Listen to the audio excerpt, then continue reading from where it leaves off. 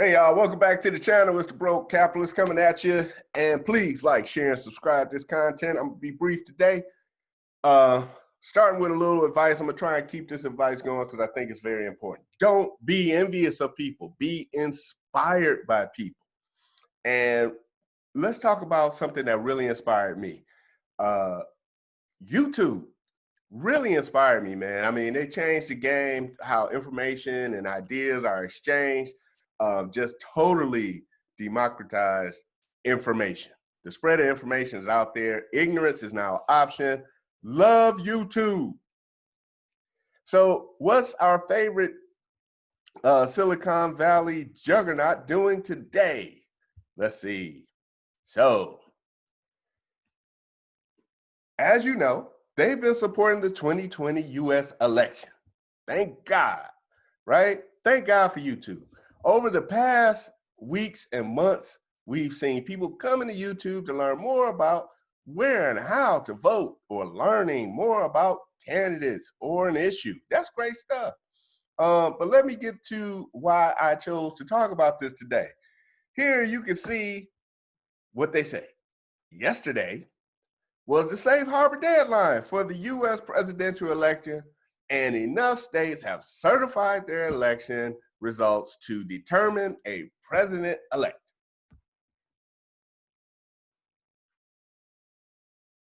Given that, we will start removing any piece of content uploaded today or anytime after that misleads people by alleging that widespread fraud or errors changed the outcome of the 2020 US presidential election, in line with our approach towards historical US presidential elections.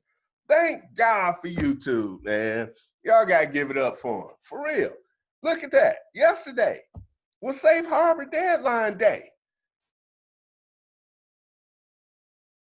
What the fuck is that? I don't remember that being in the US Constitution. Thank God for safe harbor day. All right, so the election is over, I guess. I just yesterday I put up a YouTube video just informing people about a lawsuit that the state of Texas brought before the US Supreme Court, and they're suing 4 other states. And what they mentioned in that lawsuit, apparently, I can't talk about no more. You know, the evidence that was presented in that lawsuit that alleges certain things, I guess we can't talk about it no more. Because they're not letting, I guess they don't want us to see that because it's in line with their approach towards historical US presidential elections. And what's that approach? Well, they kind of tell us up here.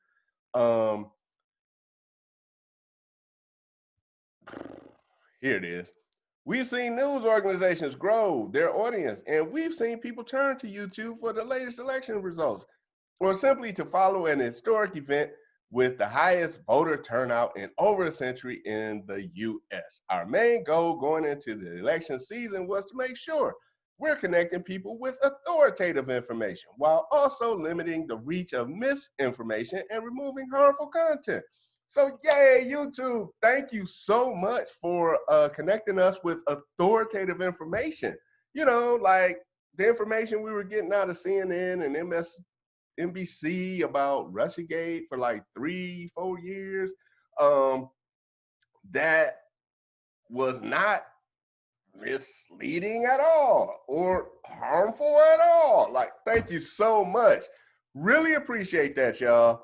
Now, the lords of reality, this ain't right. Hashtag something ain't right. Love YouTube, but come on, y'all. Let this thing play out. This ain't right, man. And with that, let me know what you think in the comment section. Let's see if we can get 100 views out of this before they wipe it off. Or say, oh, you can't see this, because the dude is actually repeating what you wrote. So come on, help me out.